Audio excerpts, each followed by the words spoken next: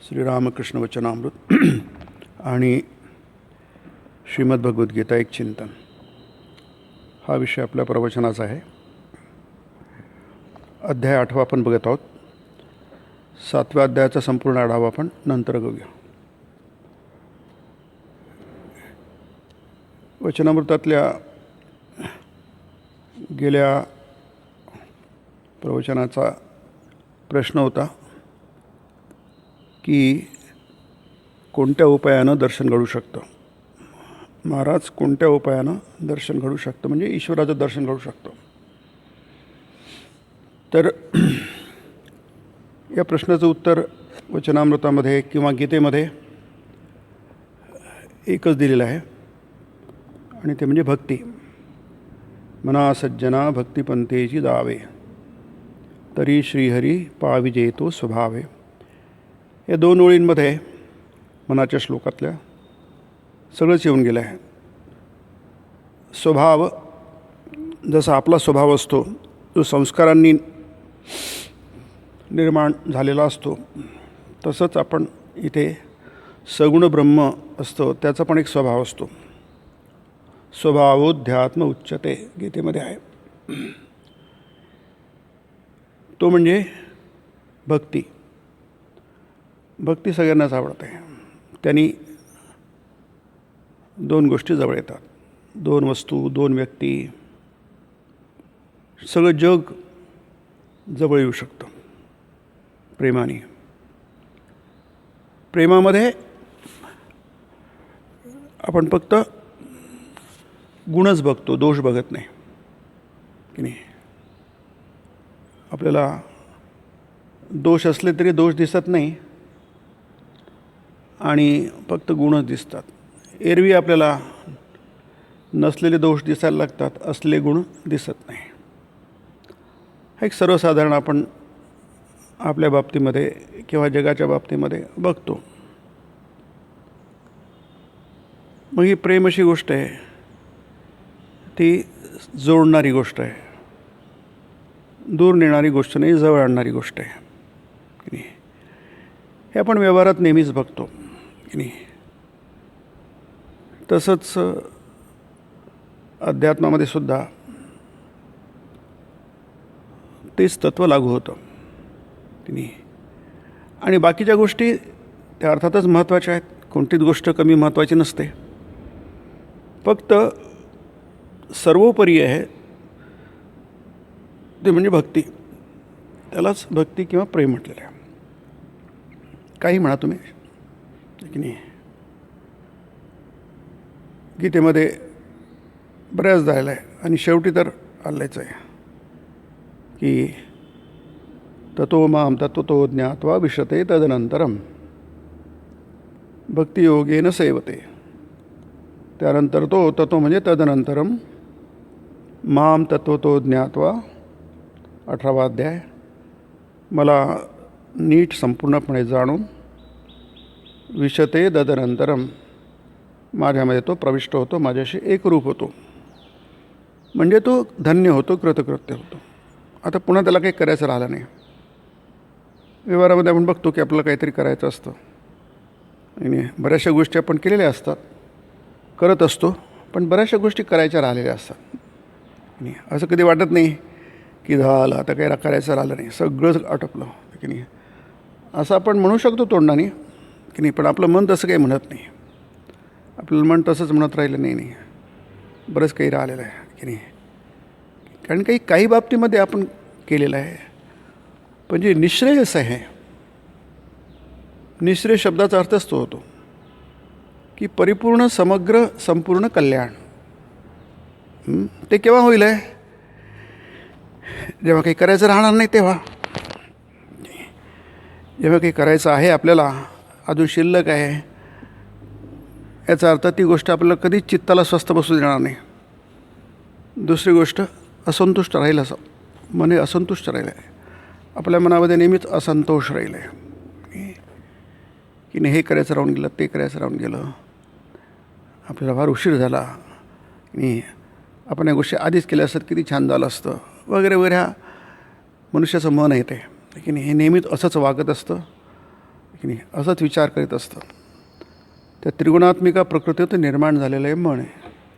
हे मन नेहमी अशाच प्रकारे वागत असतं की नाही. याला दुसरी काही तोड नाही आहे की नाही. यांनी कसं वागावं हे आपण त्याला डिक्टेट करू शकत नाही की नाही. कारण ते आपल्या हातात नाही आहे, ते प्रकृतीच्या हातात आहे की नाही. प्रकृती जसं ते आपण नेहमी उदाहरण देतो की जो अभिनय करणारा असतो, ॲक्टर असतो, त्यांनी कशी ॲक्टिंग करायचं त्याच्या हातात नसतं ते की नाही. त्यांनी काय बोलायचं, कशी ॲक्टिंग करायची, कसा हात हलवायचा, कसं डोकं हलवायचं, कसा डान्स करायचा हे त्याच्या हातात नसतं. ते सगळं जो दिग्दर्शक जाणेल, त्याला सांगेल त्याचप्रमाणे त्याला करावं लागतं की नाही. आपल्याला वाटतं की तो करतो आहे, तसं नाही. त्याच्या मागे कॅमेरा आहे, डायरेक्टर आहे, सगळी टीम आहे की नाही. तो फक्त आपल्या डोळ्यासमोर दिसतो आहे. तसंच आपलं मन हे प्रकृतीची, ज्याप्रमाणे प्रकृती सांगेल त्याप्रमाणे ते करतं आहे. म्हणून निःश्रेयस जे आहे, कल्याण आहे, सर्व संपूर्ण जे कल्याण आहे हे फार मोठी संकल्पना आहे. म्हणून हा निःश्रेयसाची संकल्पना ही मुख्य आहे की नाही. पण ते काही असं एकदम होणारी गोष्ट नाही आहे. गीता तर म्हणते अनेक जन्मांनी साधणारी गोष्ट आहे ती. अनेक जन्म संसिद्धो ततो याती परांगती. ही परांगती आहे त्यानंतर शेवटी येणारी गोष्ट आहे. मग ती या जन्मात झालेली असो, मागच्या जन्मात बरंच झालं असतो, या जन्मात थोडंसं राहिलेलं असो, किंवा जन्मात आपण सुरुवात केलेली असो, तो फक्त तपशिलाचा फरक आहे. गोष्ट तशीच आहे की नाही. म्हणून त्याच्याशी अभ्युदय जोडलेला आहे की नाही. तुम्ही अभ्युदयाकडे दुर्लक्ष करू नका. याचं कारण काय, अभ्युदय तुम्ही जर त्याच्याकडे दुर्लक्ष केलं तर निःश्रेयस साधणं कठीण होऊन बसतं. शेवटी काय, आपल्याला याच शरीरात, याच मनाने, याच जीवनात जे काही करायचं ते करायचं आहे की नाही. आहे ना. तुम्ही अगदी देवलोकात गेले, आणखी कोणत्या लोकात गेले, तरी शेवटी काय, तुम्हाला पृथ्वीलोकात जे करायचं आहे. कारण कर्मभूमी आहे पृथ्वीलोक, ही कर्मभूमी आहे. जे काही करायचं तुम्हाला इथेच करायचं आहे. मग अभ्युदयकडे दुर्लक्ष झालं.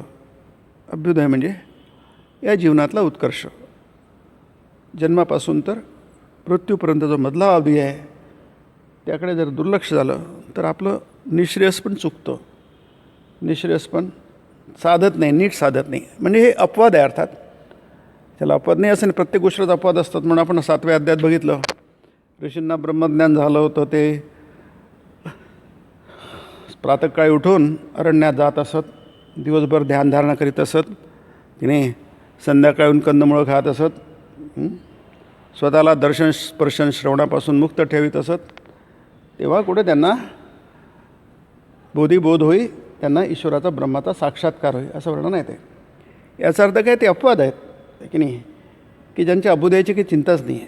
त्यांनी कधी विचारच केला नाही अभ्युदयाचा की नाही. शुकदेवानी कधी अभ्युदयाचा विचारच केला नाही आहे की नाही. तो सुंदर श्लोक आहे शुकदेवाविषयी की उपनयन होण्याच्या आधीच तो घरून निघून गेला की नाही. कारण काय, अभ्युदयाची काही गरजच नाही त्याला आहे की नाही. अशी उदाहरणं आहेत. फार प्राचीन काळी होती, आताही आहे, पुढेही असणार. परंतु ती अपवाद झाली की नाही. अपवादात्मक उदाहरणं आहेत ती. अपवाद का हा नियम नसतो की नाही. पण सर्वसाधारणपणे जर आपण बघितलं तर आपल्याला दिसतं की सगळ्यांना हे अभ्युदयातूनच वाटचाल करावी लागेल की नाही. या जगामध्येच राहून याच्यातून मार्ग कसा काढायचा हे त्याला शोधून काढावं लागेल. त्यालाच अन्वेषण म्हणतात. म्हणून हा हिंदू धर्म जो आहे, वैदिक सनातन धर्म आहे, अन्वेषणाचा आहे की नाही. हा विश्वासाचा नाही आहे. आपल्या इथं विश्वास म्हटलं, हा विश्वास शास्त्रावरचा विश्वास आहे, आंधळा विश्वास नाही आहे. म्हणून श्रीरामकृष्ण म्हणतात विश्वास कशाला, विश्वास कधीच अंध नसतो. किंवा म्हणा तुम्ही अंधविश्वास असतो, नेहमीच अंधविश्वास असतो. विश्वास हा नेहमीच अंध असतो. एक तर त्याला ज्ञान म्हणा किंवा विश्वास म्हणा की नाही. या विश्वासाला डोळे आणि त्या विश्वासाला डोळे नाही असं नाही. जेव्हा तुम्ही मंदिरात प्रवेश करता तेव्हा तुम्ही तुमचं बुद्धी, तुमची तर्कशुद्धी बाहेर ठेवायची आहे की नाही. कारण काय, ते होऊन गेलं आहे, आटोपून गेलं आहे सगळं की नाही. तो तर्क, ती बुद्धी सगळं आटोपून गेलं आहे. आता फक्त तुमच्याकडे श्रद्धा राहिली आहे, भक्ती राहिली आहे, प्रेम राहिलं आहे. जिथं प्रेम श्रद्धा असते तर तुम्ही डोकं वापरून तुम्ही काही कधी भक्ती करत नाही, प्रेम करत नाही आहे की नाही. कारण तिचं होऊन गेलेल्या गोष्ट आहे ते आहे की नाही. त्यानंतरची पायरी आहे ही भक्तीची पायरी आहे.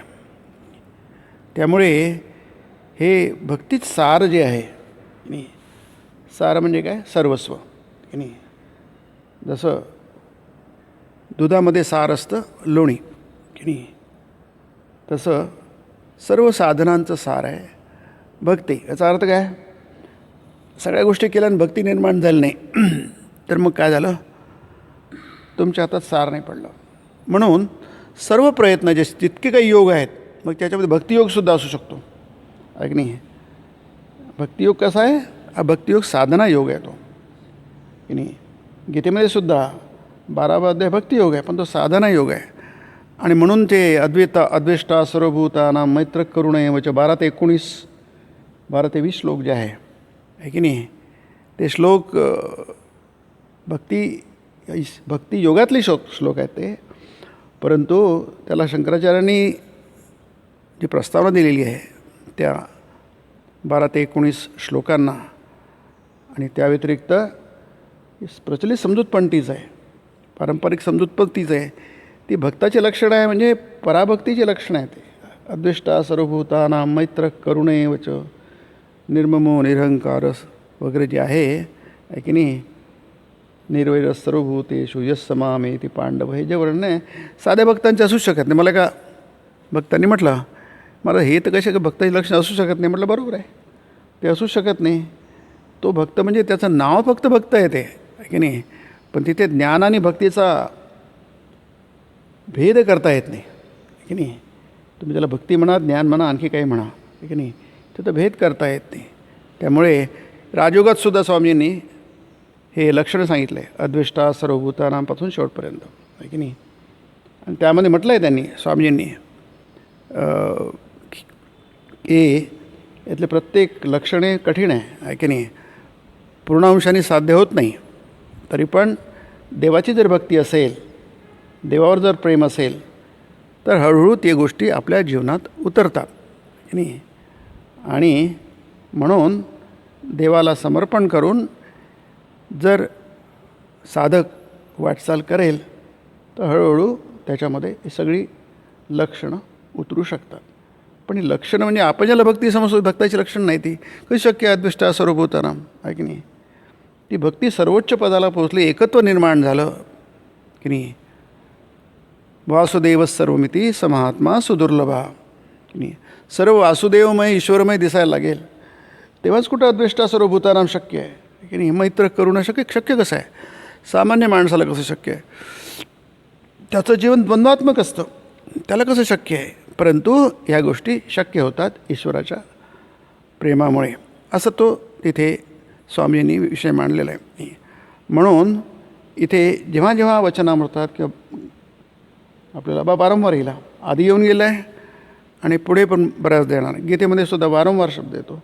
आणि सर्व संत साहित्यांमध्ये सर्व संतांनी आपल्याला एकच उपदेश केला आहे, काय, हरिमुखे म्हणा, हरिमुखे म्हणा, पुण्याची गणना कोण करी. इथं पुण्याची गणना म्हणजे पुण्य म्हणजे आपण ज्याला असं तसं पुण्य नाही आहे तिथे, जे पाप पुण्य असं म्हणतो, किंवा सत्कृत्यापासून जे उत्पन्न होतं त्याला आपण पुण्य म्हणतो. सत्कृत्य केलं की त्याचं फळ असतं पुण्य, त्या अर्थाने नाही तिथे की नाही. हरिमुखे म्हणा, हरिमुखे म्हणा, हरिमुखे म्हणा ही देवाची सेवा आहे की नाही. जशी देवाची सेवा विविध प्रकारे होत असते की नाही, त्याचे अनंत प्रकार आहेत. त्याची वाटणी केली आहे 9 प्रकारामध्ये, त्याला नवविधा भक्ती म्हणतात शास्त्रामध्ये. आणि हे विधा म्हणजे प्रकार की नाही. हे जे 9 प्रकार आहेत की नाही, श्रवणम, स्मर्शन, पादसेवनम, आत्मनिवेदन वगैरे जे आहेत, प्रचलित आहे सगळे आहे की नाही. हे जे 9 प्रकार आहेत,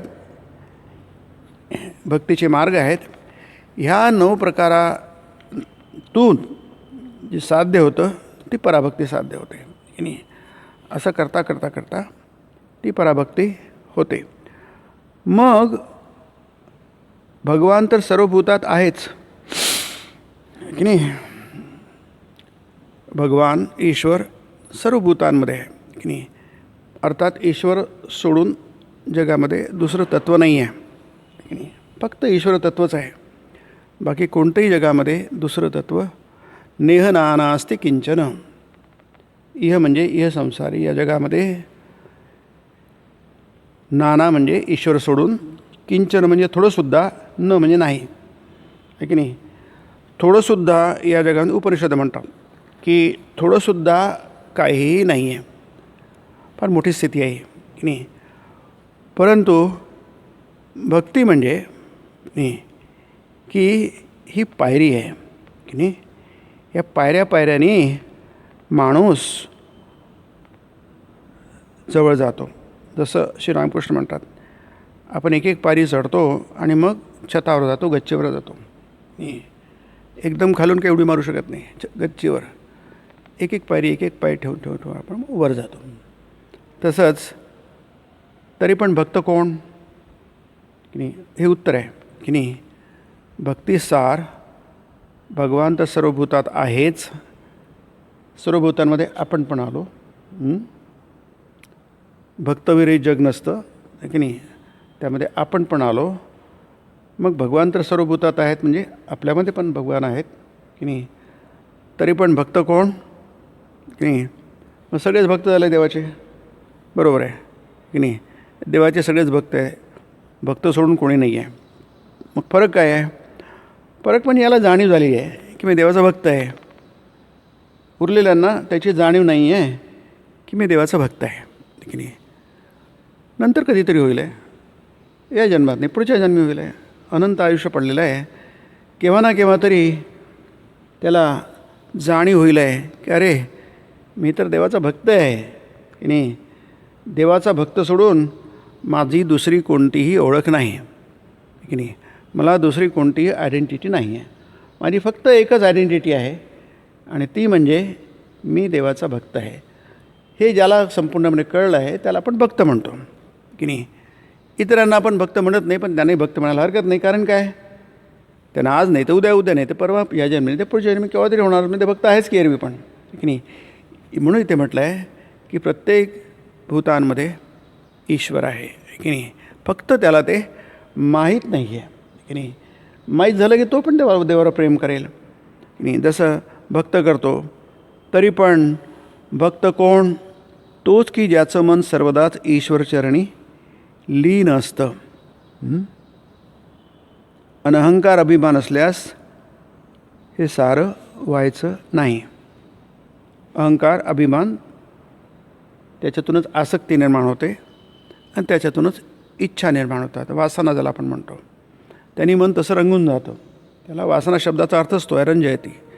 त्यांनी जसं आपण रंगीत कपड्यामध्ये, रंगामध्ये आपण साधा कपडा, पांढरा कपडा डुबवला की नाही, तर काय होईल आहे, जो रंग आहे तो रंग त्या कपड्यावर चढेल. तसंच आपलं मन काय होतं, वासनामय असतं. काममय एव अयम पुरुषः. उपनिषद म्हणतात हा मनुष्य कसा आहे, काममय एव अयम पुरुषः. हा मनुष्य काममय आहे की नाही. याच्यामध्ये इच्छामय आहे. म्हणजे काय, जे काय आहे ते इच्छाच आहे, दुसरं काहीच नाही आहे.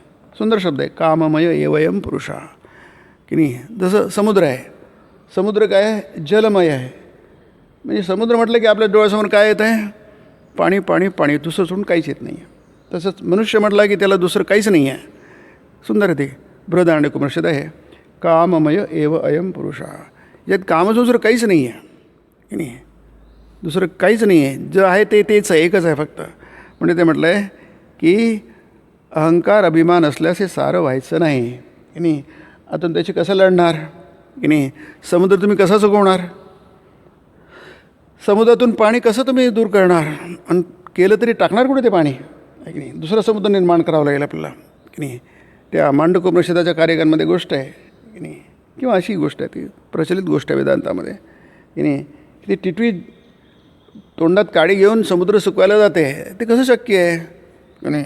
तिला राग आहे समुद्रावर, तिची अंडी त्यांनी समुद्राने घेतली असल्यामुळे, लाटेच्या प्रवाहामुळे, म्हणून ते शक्य नाही आहे की नाही. म्हणून काय, तुमचं चित्त तुम्ही फक्त देवापाशी लीन करू शकता की नाही. माझं ठाव द्याबाजी चरणी की नाही. भगवंताच्या चरणावर तुम्ही जागा मागू शकता. ठाव म्हणजे जागा आहे की नाही. तुम्ही देवाच्या चरणावर तुम्ही जागा मागू शकता. तिथे असलं की मग तुमच्या वासनांनाही काही विशेष अर्थ नाही आहे, तुमच्या अहंकारालाही विशेष अर्थ नाही आहे, तुमच्या आसक्तीलाही काही अर्थ नाही आहे की नाही. ते निष्प्रभ होऊन जातात की नाही. ते असल्या तरी ते निष्प्रभ होतात, म्हणजे इनॅक्टिव्ह होतात या अर्थाने. जसं उदाहरण ठाकूर नेहमी देतात की 5 वर्षाचा बालक आहे. आता थोडंसं वय कमी करा 5 वर्षापेक्षा, आणि 5 वर्षाचा मुलगा फार शहाणा असतो आजकाल आहे की नाही. थोडं आणखी त्याचं वय कमी करू आपण आहे की नाही. ठाकूरांच्या काळात, रामकृष्णांच्या काळात 5 वर्षाचा बालक म्हणजे त्याला काही समजत नसायचं. आज 5 वर्षाच्या बालकाला बरंच समजतं आहे की नाही. तर आपण 5 वर्षाचाच बालक घेऊया की नाही. कारण वचनामृतात 5 वर्षाचा बालक येतो की नाही.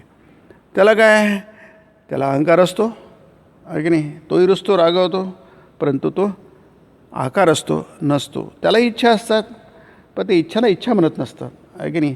त्यालाही आसक्ती असते, पण त्याला आसक्ती म्हणता येत नाही आहे की नाही. कारण काय, त्याला काही समजतच नाही आहे नाही. त्याला काही समजत नाही. याचा अर्थ काय, ते तसं असल्यासारखं वाटतं. तसं तो भांडतो आणि पुन्हा ठीक होऊन जातं त्याचं आहे की नाही. तो आताच रडतो आणि पुन्हा हसायला सुरुवात करतो. कोणत्याच गुणाशी तो बांधलेला नसतो असं श्रीरामकृष्ण म्हणतात आहे की नाही. कोणत्याच गुणाशी तो बांधलेला, त्रिगुणाच्या पलीकडे असतो तो. फक्त ते बालक आहे म्हणून त्याचं काही मूळ स्वभाव नाही. तो मोठा झाल्यानंतर सगळं आपल्यामध्ये जे आहे ते सगळं त्याच्यामध्ये येईल आहे की नाही. फक्त ती अवस्था काय असते हे समजून घेण्यासाठी बालकाचं, 5 वर्षाच्या बालकाचं, 5 वर्षांच्या बालकाचं हे उदाहरण आहे. तसंच इथे की नाही, अहंकार अभिमान असल्यास हे सारं व्हायचं नाही. आणि आपल्याला माहिती आहे की ते किती आपण काढलं, उपटून काढलं तरी श्रीरामकृष्ण म्हणतात पिंपळाचं झाड आहे, ते उपटून काढा पुन्हा ते दिसतंच ते दुसऱ्या दिवशी. तसंच अहंकार अभिमान मी रूपी ढिगाऱ्यावर ईश्वर कृपारूपी पाणी साचत नाही, ओघळून जातो. मग कमी केवळ यंत्र होय. यंत्राला ना अभिमान असतो, ना अहंकार असतो, न त्याला आसक्ती असते, न त्याला वासना असतात. जर आपण खरोखर यंत्र असू तर या गोष्टीचा आपला काही संबंध नाही आहे. मग असल्यासारखं वाटत आहे, आपल्याला वाटतं आपल्यात आहे सगळं हे की नाही. म्हणून ईश्वरचरणी लीन व्हावं हा एक उपाय आहे. तर हा जो मार्ग आहे, भक्ती सार आहे की नाही, सगळ्याच धर्मांमध्ये आहे की नाही. असा कोणता धर्म नाही आहे की जो प्रेमविरहित आहे की नाही. धर्म म्हणजेच ते की नाही. फक्त त्याचे आपण जेव्हा सनातन वैदिक धर्म म्हणतो त्याच्यामध्ये की नाही, त्याच्यामध्ये काय झालं आहे, हा जो निःश्रेयचा भाग जो आहे, जसं गीतेमध्ये आहे, धर्माचे 2 भाग होतात, अभ्युदय निःश्रेय हेतू यस्स धर्म की नाही. अभ्युदय आणि निःश्रेय दोन्ही महत्त्वाचे आहेत. हे सर्वसाधारणासाठी दोन्ही तितकेच महत्त्वाचे आहे की नाही. जरी निःश्रेयसच सगळं धर्म, त्याला धर्माचं सार असलं तरी पण अडचण काय आहे की ते गीतेमध्ये जसं म्हटलं आहे की भगवान कशाला येतात की नाही, परित्राणाय साधूनाम की नाही. साधू म्हणजे काय, साधू म्हणजे सज्जन संभावित की नाही, सत्कृत्य करणारे त्याला साधू म्हणतो की नाही. मग त्यांचा प्रॉब्लेम काय आहे की नाही, त्यांना रक्षण त्यांचं होत नाही की नाही. मग त्याला देवाला यावं लागतं. आपण भारताचं उदाहरण घेऊया आहे की नाही. आपण सर्वसाधारणपणे बघितलं की भारत हा सात्विक देश आहे की नाही. आपलं कुठे चुकलं म्हणून इथे आता पुढचा प्रश्न येईल आहे, सर्वच मार्गांनी त्याचा लाभ होणं शक्य आहे. सारे धर्म सत्य होत, गच्चीवर चढण्याशी काम. मग तुम्ही पक्क्या जिन्यानं वर जा, लाकडी शिडीनं चढा, बांबूच्या शिडीनं जा, की एखाद्या दोरखंडाच्या साहाय्यानंच काम भागवा. एखाद्या नाठाळ बांबूनं देखील तुमचा कार्यभाग होऊ शकेल, साधू शकेल. इतके त्यांनी पर्याय दिलेले आहेत की नाही. तुमचं वर जाण्याशी काम की नाही. तुम्ही कशीही पोचणं महत्त्वाचं आहे, पण इतक्या प्रकाराने तुम्ही पोचू शकता. पण हे सगळे काही प्रकार फार कठीण आहेत, फार सोपी आहेत काही प्रकार आहे की नाही. जसंही ते म्हटलं तुम्ही पक्क्या जेण्याने जा, फार सोपी आहे. पण नाठाळ यांनी जाणं किंवा गाठाळ बांबून जाणं फार कठीण आहे. दोरखंडाच्या सहाय्याने जाणं आणखीच कठीण आहे ना, आणखीच कठीण. पण हे मार्ग आहेत नक्की, परंतु काही अतिशय सोपी आहे. त्याला श्रीरामकृष्ण काही राजमार्ग आहे, समोर घरात तुम्ही समोरून जाऊ शकता, आणि मागून पण जाऊ शकता. मागच्याला परस म्हणत असत जुन्या गावांमध्ये आता ते राहिलं नाही, बहुतेक सगळं संपलं आहे ते, पण ते परस असो, परसातली भाजी आहे, म्हणजे मागच्या पण असायचं, तिथनं पण मागून जाणार प्रवेश असायचा. तिथे शौचकूप वगैरे असायचे, आहे की नाही. परंतु तिथे शौचकूपाला मागून जाण्याचा मार्ग असायचा. म्हणून श्रीरामकृष्ण म्हणत असत की जायचं समोरच्या मार्गाने जा, उत्तम मार्गाने जा, अधम मार्गाने कशाला जाता, की नाही. पण हे सगळे मार्ग आहेत की नाही. भारतात काय झालं की नाही, परित्राणाय साधूनां इथं म्हटलं आहे ना की सर्वच मार्गांनी त्याचा लाभ होणे शक्य आहे, सारेच धर्म सत्य होत. इथे धर्माचे दोन अर्थ आहेत जे गीतेमध्ये आहे की नाही. एक म्हणजे मुक्तीचा मार्ग आहे की नाही. हा मुक्तीच्या मार्गाची सर्वांग संपूर्ण कल्पना ही फक्त भारतात आहे, वैदिक सनातन धर्मामध्ये. ती इतर कोणत्याही मार्गात नाही आहे. आणि हे सगळं जग मानतं आहे. स्वामींनी हिंदू धर्म आणि श्रीरामकृष्ण या लेखामध्ये अतिशय सुंदर लिहिलं आहे की नाही. हा ज्ञानमार्ग जो आहे फक्त भारतात उपलब्ध आहे, इतर कुठेही उपलब्ध नाही आहे की नाही. हा मुक्तीचा मार्ग माणसाचं परमकल्याण फक्त एकाच याने होऊ शकतं, तो जेव्हा स्वतःला ओळखेल की नाही. स्वस्वरूपाची जेव्हा त्याला अनुभूती होईल आहे तेव्हाच फक्त असं म्हणता येईल की त्यांनी स्वकल्याण साधलं. बाकी तुम्ही काही करा, इतर तुम्ही काही समजू शकता, पण ते खरोखरचं परिपूर्ण कल्याण नव्हे की नाही. म्हणून त्याला निःश्रेयस म्हटलं आहे. फार सुंदर शब्द आहे निःश्रेयस. अभ्युदय हा पण फार सुंदर शब्द आहे की नाही. म्हणून सर्वच मार्गांनी त्याचा लाभ होणं शक्य आहे, परंतु भारताचं एक वैशिष्ट्य आहे की नाही. चुकलं काय आपलं की नाही. आपलं चुकलं की आपण हे परित्राणाय साधूनां विनाशाय दुष्कृताम की नाही, आपण इकडे दुर्लक्ष केलं की नाही. अभ्युदयाकडे दुर्लक्ष झालं की नाही. आणि त्याच्यामुळे अनेक दुर्दैवांचा आपल्याला सामना करावा लागला, तोंड द्यावं लागलं. म्हणून स्वामींनी शिकागो व्याख्यानामध्ये जे प्रसिद्ध व्याख्यान 11 सप्टेंबरचं 1893चं, त्यामध्ये गीतेचा हा श्लोक दिला आहे की नाही. आणि पुष्पदंताचं शिवमहिम्न स्तोत्र आहे त्याचं पण दिलं आहे. छोटंसं भाषण आहे, 5 मिनटाचं पण नाही आहे ते. त्यामध्ये त्यांनी 2 श्लोक दिले. रुचीनां वैचित्र्यात हे शिवमहिम्नाचं आहे. माणसाची रुची वैचित्र्य असतं, त्याच्यामध्ये वैचित्र्य आहे. सुंदर शब्द आहे. विचित्रता आहे. प्रत्येकाची आवड विचित्र आहे. विचित्र शब्दाचे अर्थ बरेच असतात. मराठीमध्ये त्याचा अर्थ वेगळाच करतो आपण की नाही. विचित्र म्हणजे विविधांगी की नाही, वेगळेपणा या अर्थाने. रुचीनां वैचित्र्य, रुची म्हणजे आवड की नाही. रुजू कुटील नाना पथजुषाम. रुजू आहे, काही सरळ आहेत. रुजू म्हणजे सरळ, कुटील म्हणजे वाकडं की नाही. वाकडं म्हणजे वाईट अर्थानं नाही की नाही. जसं तुम्ही डोंगरातले मार्ग असतात आहे की नाही, ते कधीच सरळ नसतात. ते नेहमी खालीवर असतात, तिकडे असे वळणाचे वळणं म्हणून असतात. त्याला सरपंटाने त्याला मार्ग म्हणतात आहे की नाही. सतत नागमोडी वळणं आपण ज्याला म्हणतो की नाही. पण त्याचा अर्थ ते काही चुकीचे नाही आहे. तो मार्ग आहे, तशा प्रकारचा मार्ग आहे. तुम्हाला बरं द्यायचं आहे तसंच मार्ग आहे. तुम्हाला सिमल्याला जायचं असेल, तुम्ही सरळ मार्गाने जाऊ शकत नाही, मुंबईला जसं जाता तुम्ही तसं की नाही. कारण तो प्रकार आहे की नाही. रुजू म्हणजे सरळ, कुटील म्हणजे असे वाकडे तिकडे नागमोडी की नाही. नाना पथजुषाम, हे नाना पथ असे आहेत ते की नाही. सुंदर. रुचीनां वैचित्र्यात कुटील नाना पथजुषाम ये यथा मां प्रपद्यन्ते तांस तथैव भजामि. मला कोणत्याही प्रकारे माझं भजन केलं जाऊ शकतं, विविध प्रकारे की नाही. प्रत्येकाचा संप्रदाय वेगळा का असू शकत नाही की नाही. Let each man has his own sect, Swamiji म्हणतात. प्रत्येकाला त्याचा एक ही मोकळीक जी आहे की नाही, हे फक्त भारतात आहे. म्हणून भारतामध्ये धर्माच्या नावाने कधीच असे रणकंदनं झाली नाहीत आहे की नाही. मूर्खपणा भारतामध्ये नाही, या प्रकारचा मूर्खपणा नाही, दुसऱ्या प्रकारचा मूर्खपणा आहे की नाही. समाजाची बांधणी आपण नीट करू शकलो नाही आहे की नाही. त्याची कारणं बरीच काय, त्याच्यात आपण जाणार नाही, कारण तो सामाजिक विषय आहे की नाही, समाजशास्त्राचा विषय आहे की नाही.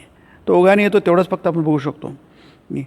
पण स्वामींनी म्हटलं आहे की समाजाच्या बाबतीमध्ये आपण फ्रीडम दिला नाही म्हणून आपला समाज आक्रसलेला असला आहे की नाही, त्याचे नीट वाढले नाही. पण धर्माच्या बाबतीत स्वामीजी म्हणतात आपण इतकी मोकळीक दिली आहे की नाही.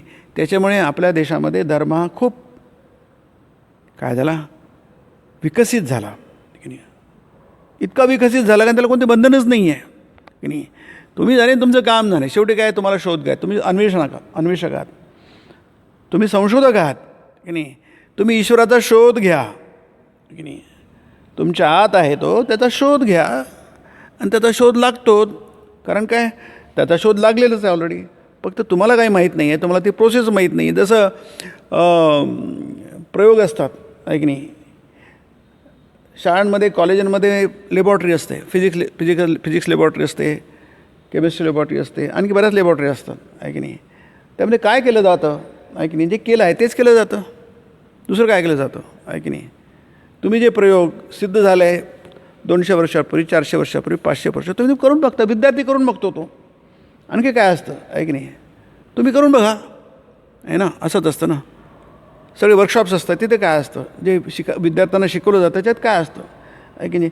सगळं केलेलं असतं, फक्त तुम्ही करून बघा. आता तिथे कार्पेंटर असते, स्मिथी असते, फिटिंग असतं, असे वेगवेगळे विभाग असतात आहे की नाही. त्याच्यामध्ये काय असतं, ते सगळं केलेलं असतं. आणि विद्यार्थी काय करणार शेवटी, त्याला काय जमतं, त्याला काय अनुभव आहे, पण तू करून बघ आहे की नाही. त्याचं कमीत कमी तुला जुजबी तरी ज्ञान असायला हवं, कारण तू विद्यार्थी आहे की नाही. तुला प्रत्येक गोष्टीची माहिती असायला हवं. मग हा जो प्रयोगशीलता ज्याला म्हणतो आहे की नाही, ही प्रयोगशीलता जी आहे ही तुमच्यामध्ये बाणावी. आणि म्हणून काय करतात, त्याला ते प्रयोगशाळेमध्ये येतात. तसंच काय आहे, आपण जी सिद्ध करायला जातो आहे आपल्या हृदयामध्ये भगवान आहे, सिद्ध झालेलं आहे की नाही. साध्यम सिद्धम आहे की नाही. जे सिद्धम आहे तुम्हाला साध्य करून घ्या. त्याला याच्यामध्ये काय म्हणतात, QED म्हणतात इंग्रजीमध्ये आहे की नाही. भूमितीची प्रमेय असतात की नाही, शाळेमध्ये शिकवली जातात. भूमितीची प्रमेय म्हणजे काय, हे प्रमेयच आहे जे याला म्हणतात अयम आत्मा ब्रह्म हे प्रमेय आहे, प्रज्ञानम ब्रह्म हे प्रमेय आहे की नाही. ते प्रमाणांनी सिद्ध झाले त्या प्रमेय म्हणतात आहे की नाही.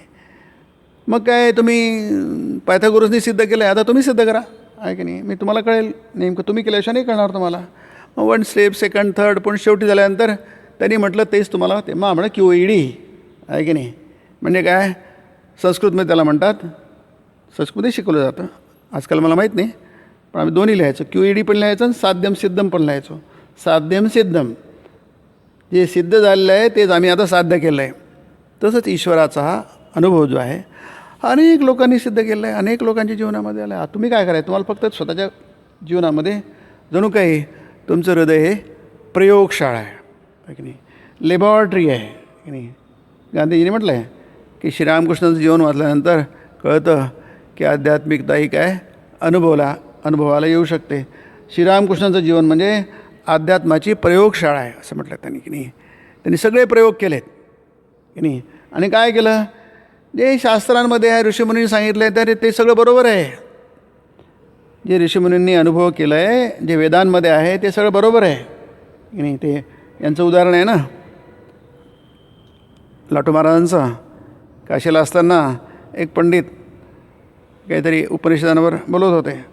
त्याच्या मागे बाजूने शुद्धानंद महाराज बसले होते, त्यांच्याविषयी अतिशय ज्युनियर शुद्धानंद महाराज. तर ते पंडित सांगत होते उपनिषदातलं, तर त्यांना सारखं म्हणत होते, अरे पंडित सांगतात बरोबर असंच असतं आहे की नाही. सारखं त्याच्यामुळे डिस्टर्ब होतात ते, त्यांच्याकडे लक्षात येत नव्हतं आहे की नाही. कारण त्यांना दिसत होतं अरे बरोबर अगदी जसं तंतोतंत जे उपनिषदात आहे की नाही, तसंच त्यांचा अनुभव, स्वतःचा अनुभव आहे की नाही. म्हणून इथे भारताचं वैशिष्ट्य असं आहे की इथे ते त्याचा अनुभव झालेला आहे की नाही, कित्येकदा झालेलं आहे.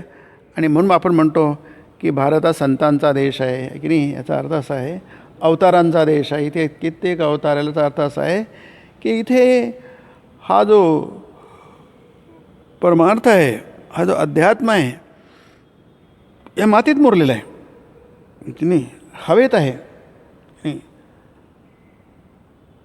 आणि याची शक्ती इतकी प्रचंड आहे की नाही. म्हणून भारतावर इतके आघात होऊन सुद्धा स्वामीजी त्याला सुंदर इंग्रजीचा शब्द vicissitude शब्द वापरला त्यांनी, फार सुंदर शब्द आहे की नाही. की इतके आघात, इतके उत्थान पतन होऊन सुद्धा आपण टिकून राहिलो आहे की नाही. नाहीतर जगामध्ये कोणतीच संस्कृती टिकली नाही आहे. सगळ्या संस्कृती ध्वस्त झालेल्या आहेत. आज ओरिजिनल एकही संस्कृती शिल्लक नाही जगामध्ये. ते अगदी पारशीसुद्धा स्वामीजी म्हणतात, ते व्याख्यानातच आहे, थोडेसे मुठभर पारशी इथे आले आहेत भारतामध्ये पळून की नाही, म्हणून ते शिल्लक राहिले. बाकी आज पर्शिया आहे कुठे, तर इराण झालं आहे, सगळे मुसलमान झाले आहेत की नाही. काही शिल्लक राहिले नाही जगामध्ये.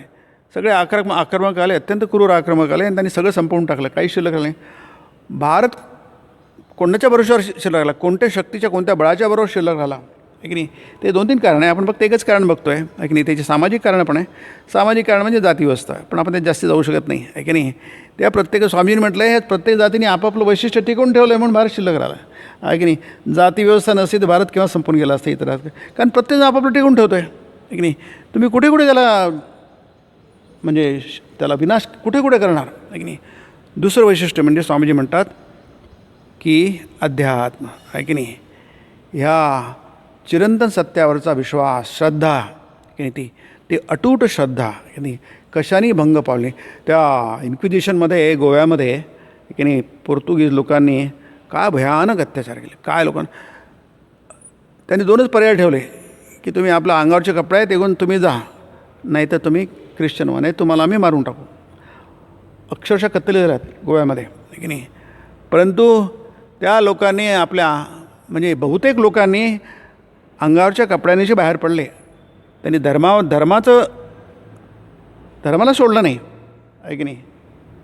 ती झाली काय धर्माविषयीची काय निष्ठा की नाही. ही निष्ठा आपल्याला भारतात बघायला मिळतात की नाही. म्हणून इथे स्वामी म्हणतात की इतर धर्मांविषयी म्हणजे भारतामध्ये अनेक संप्रदाय आहेत की नाही. जसं मी म्हटलं सेक्ट की नाही. सेक्ट म्हणजे संप्रदाय.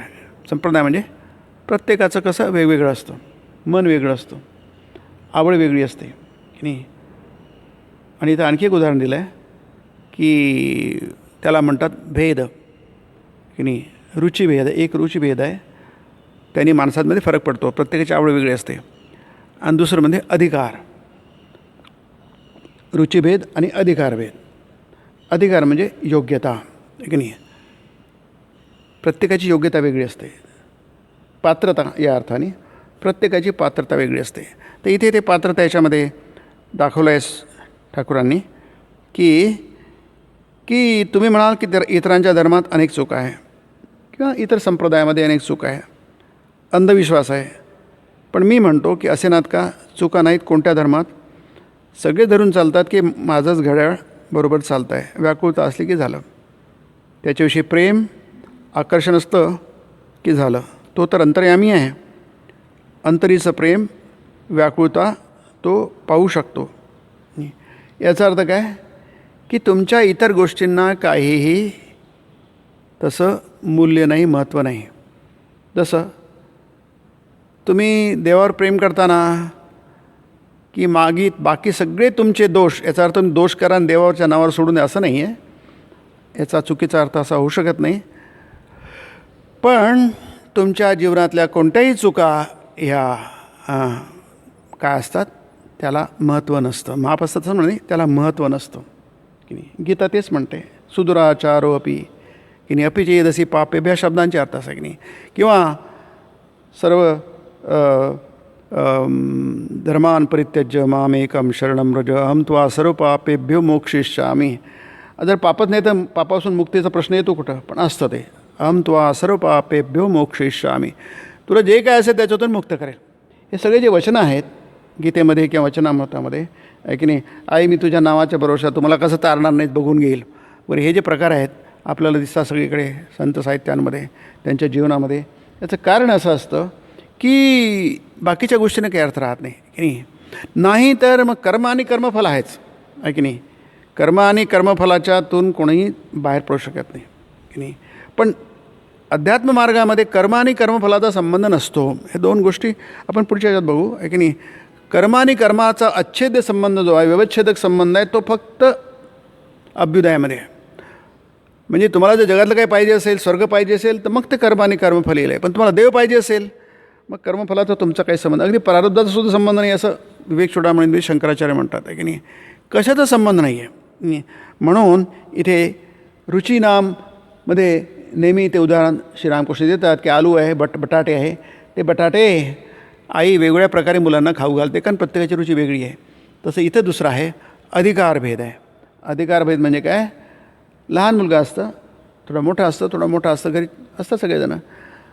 वडिलांना सगळीच मुलं काही नीट हाका मारू शकत नाही, आहे की नाही. ते म्हणतात की त्यांना प्रत्येकाला स्पष्टपणे बोलता येत नाही, की नाही. बापाला अनेक मुलं आहेत, एका बापाला अनेक मुलं आहेत. त्यातली जी मोठी असतात ती कुणी बाबा तर कुणी पापा म्हणून स्पष्ट नाव उच्चारून बाबाला संबोधतात. पण सगळ्यात लहान बोबडं पोर फार फार तर बा किंवा पा उच्चारू शकतं. जे बा किंवा पा इतकंच फक्त उच्चारू शकतं त्याच्यावर बाप काय रागावतो. बापाला पक्क ठाऊक असतं की हे देखील मलाच हाका मारते आहे, फक्त चांगला उच्चार करू शकत नाही एवढंच. बापाला सारीच पोरं सारखी. सुंदर आहे की नाही. बापाला सारीच पोरं सारखी, की नाही.